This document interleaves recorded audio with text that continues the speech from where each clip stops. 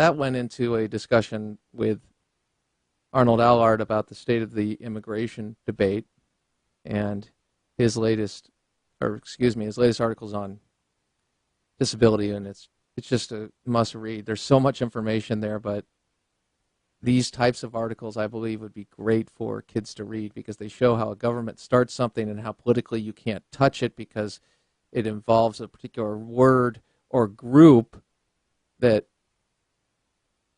like those who are disabled, physically challenged, and once you say, well, I don't want to expand that or fund that, even though they've broadened the definition in the case of collecting disability to mood disorders and back pain, and the threshold of verification there, they've widened it and lessened it, much like what we saw with the welfare reform of '96 that was so successful but was gutted. And that began under George W. Bush, but was on steroids, the gutting, with the standards being lowered and qualifications under President Obama. That's just a reality. So I don't say this is bad news. I think it's a good thing to know that, yeah, we live in a world where politicians have their self-interests, as we all do. And if most people are just reading a headline and it says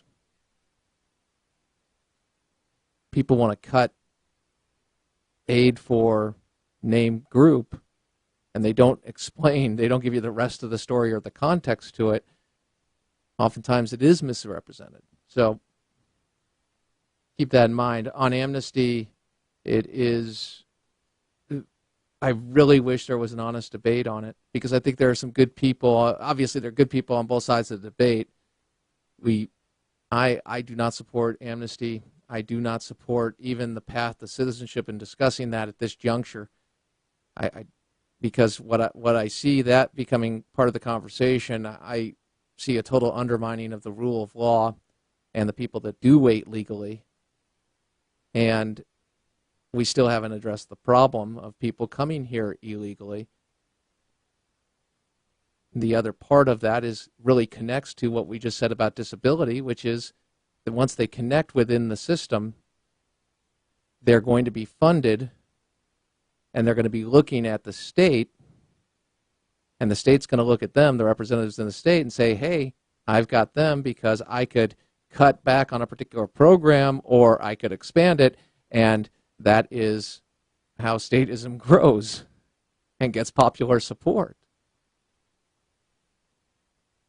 And so when you talk about cutting government, you're cutting this. You're cutting what I mentioned with Arnold Allard.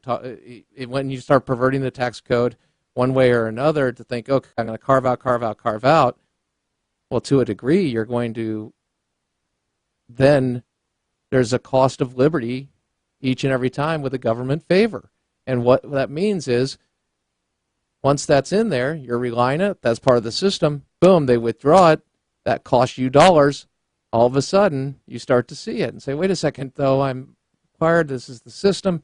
If they do that, then and then it's the big decision, okay, well, am I willing to kill the country, or am I willing to change it? And it's going to take sacrifice, so to speak. I think you could do a lot by just having an honest debate about the reforms in Medicare as we've seen them. I remember saying on this broadcast, and I've received emails and comments on air regarding this, about how I want to see Medicare ended. People say, why would you ever? Because I think it could be done in a much more efficient way, getting the federal government out of it. Do I see that becoming a reality anytime soon? No, I do not. I feel the same way about Social Security. But if you mention privatization for Social Security, I mean, think about this is how far down the road we are. You mentioned that, and immediately you'll hear people say, you're going to go with the lottery of Wall Street.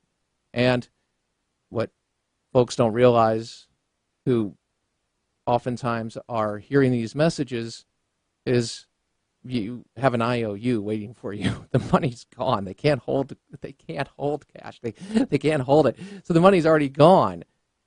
And you don't have a constitutional right with the ruling on, I think it's the Nestor ruling. I'm not sure.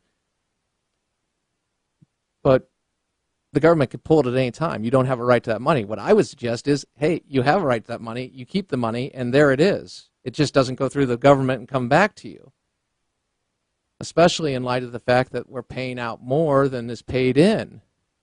And that's not a shot at anybody who's getting paid out. That's just a reality of how long that can continue.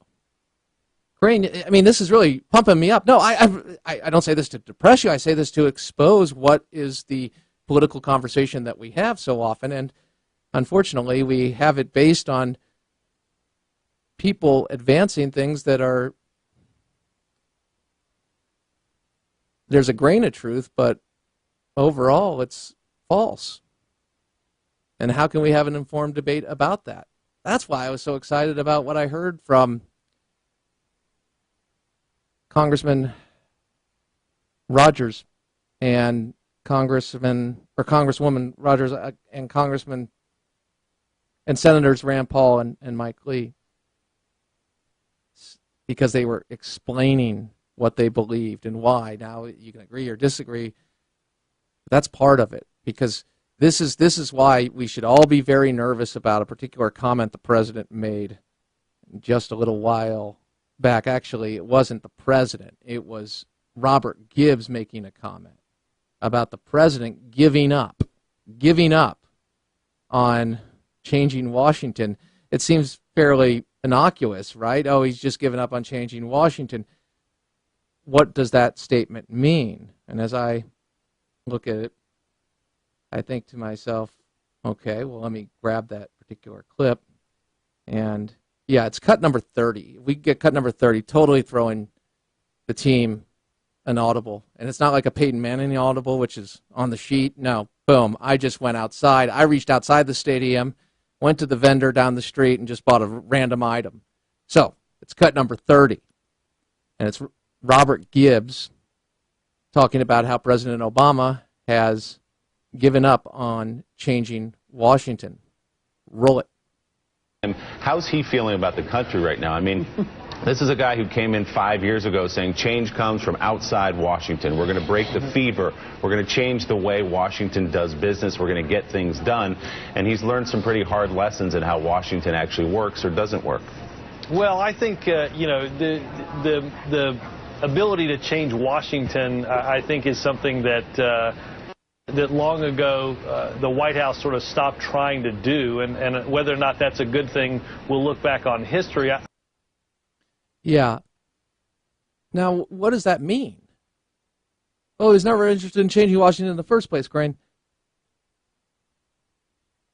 Everybody says they're going to change it. Everybody says they're going to work and get along.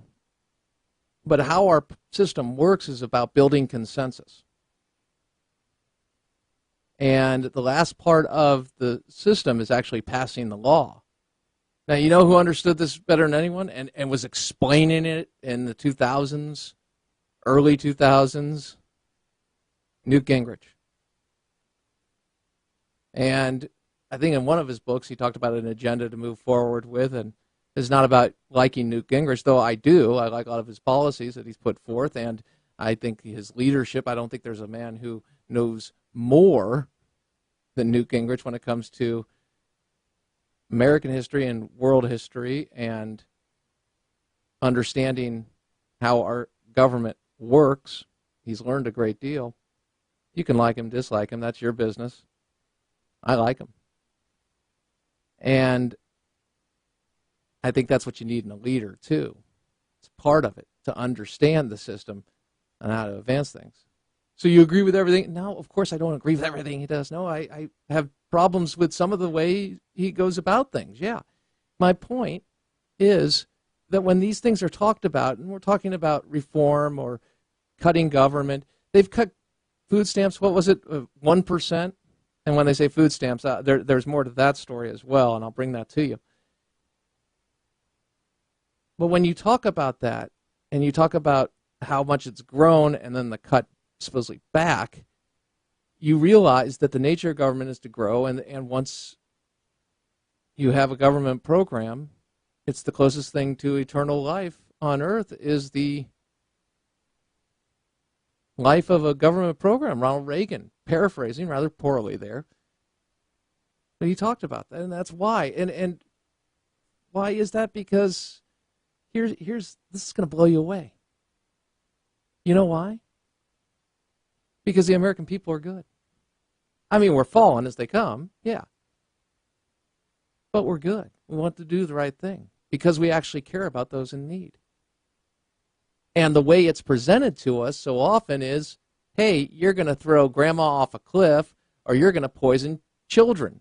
So what they're going to do, and I'm speaking to Medicare reform and what was it, the arsenic and the standard on arsenic and water leading to the power of the EPA, but respectively. The idea is that they know our buttons. They know what to push. Why did they use race? Because they know. They know. It's so offensive to all of us. So if you call somebody a racist, immediately you turn. I was watching a Matlock last night. You're going to admit that? Yes, I do. I watch Matlock. I'm pretty much all the way through the series. It ran for 10 seasons, Crane. I know. Catherine and I watched that. Catherine has, I think, had her fill of Matlock. I'm still liking him. And then Catherine does too, but yeah, I mean, we're happening. Matlock, Murder, She Wrote. Oh, yeah. There were some other mysteries too. I really like those shows. But Matlock last night, in the rerun or whatever we were watching on the DVR, he was going back to a time with the Jim Crow South and talking about his father, and he's talking about this story and about a man of color who was wrongfully accused and a corrupt sheriff and sheriff's department that was a part of the actual, not only crime, being a victim, but also the perpetrator of the crime. And these themes hit us. And there's an immediate, emotional, visceral response to injustice. The left knows this. The right actually knows it, but I don't think understands it as well. And I would just say that people who are using these things against us immediately it's asking the question, do you still beat your wife to the politician? And immediately you're going to get a defensive response. Rather than going to the source and saying, where's your information? Tell me what you've done to actually help the people that you say you want to help. I'm not going to the wife example. I'm saying, and by the way, I think people who beat their wives should go to jail for a very, very long time. And I bet their dance card is full, but I digress. The idea is you talk about, look what you're doing. Look at the result of your program. That's why I really liked Rand Paul's response the other night. Rand Paul, I think, hit it out of the park when he mentioned Star Parker and brought up the story. He told a story. And what did we hear from a good, I like to call him a good friend of the show because I listen to him whenever he's on, and he's now been on the show, and I like his work. Obviously, Dr. Benjamin Carson. What did we hear about that? You got to tell a better story. Not in the sense of making it better and inventing things. No, just tell the truth, but tell it in a form where people can understand the result of the policies rather than being defensive of, and really, it's odd, but it's amazing how the left has characterized Christian conservatives as heartless. I mean, it's a bizarre charge. You want to look at places in need in the world, you're going to see Christians, and oftentimes they're going to be conservative.